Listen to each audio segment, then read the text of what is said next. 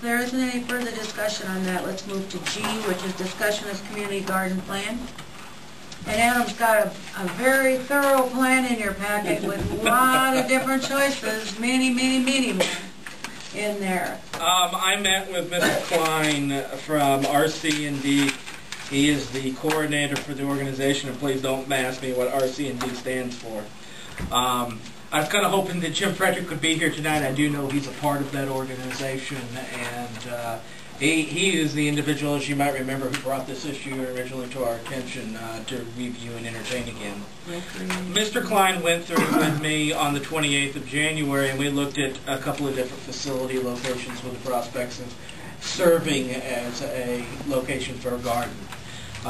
You could see what his recommendations were. I can tell you that my preference would be up at the north end of the cemetery, simply because I could see some flooding concerns at Lions Park and at the Chautauqua Park area.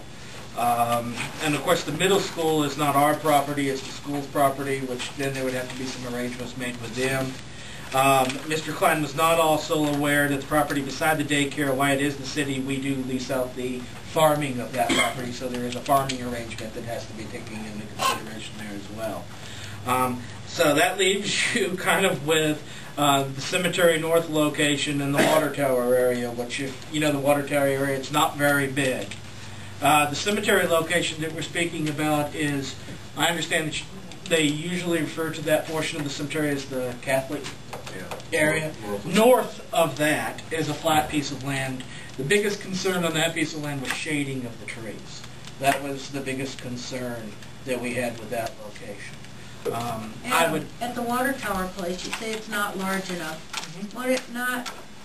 Do we have to decide before we know how many people are actually interested?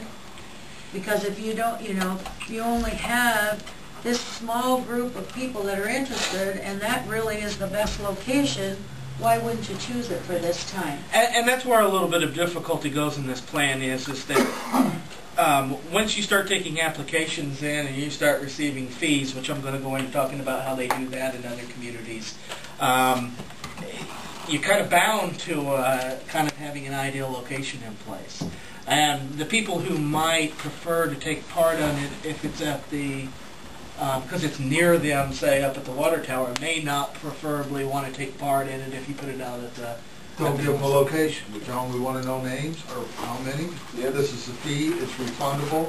We'll see how many we get. If we get 5, fine. Throw it up by the water tower. If we get 20, we're going to have to go north to the cemetery. Does anyone have any objections to putting it up by the water tower? You wish I... Really? No. What? Because you're just drawing attention to the water tower, people breaking into it. Vandalism. Vandalism. No, most water towers are... Gardeners? Most water towers are fenced in anymore, so people can't even get onto the properties.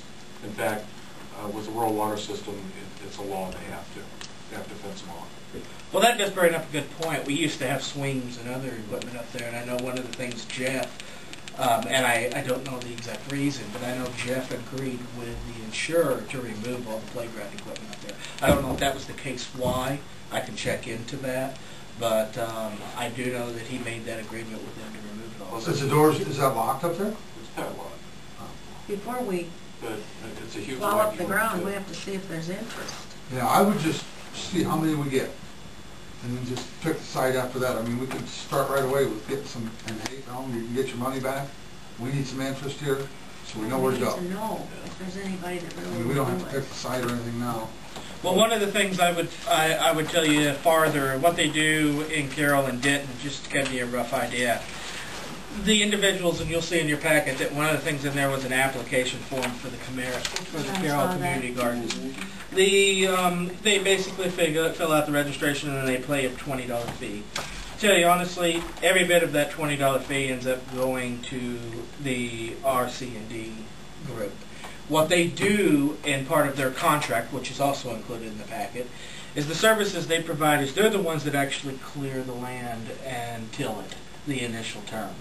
Then they also make sure that they have like a water trough set up there, and they make sure that water is maintained in the trough for people who want to put water on their gardens. The other thing, and this one's one of the things that sometimes they do, sometimes they haven't, depending on how many people they have, is they will maintain any mowing between the garden plots. That's really about what you're getting for your $20 worth of services, as they provide those minimal support. Okay, do they take care of any disagreements between gardens? It's Is interesting. that part of their contract? I can't find it in No, there. no, it is not. And I did ask him if theft was a significant issue that they found at other sites, and he said that they have had some minor incidents of theft, but they haven't seen anything of any significance. But I did ask that question, both 4-footed theft and 2-footed theft. Is there going to have to be a fence around this? Or we tell John to practice? What they do in Carroll is any individual who wants to put fencing around his piece is allowed to do so. However, fencing is not supplied for their purpose. Correct. It's at their expense. It's at their expense. And if they want 3 foot tall? I'm sorry? They get something like 3 foot tall or something? Yeah, there's as tall as a fence can. Yeah.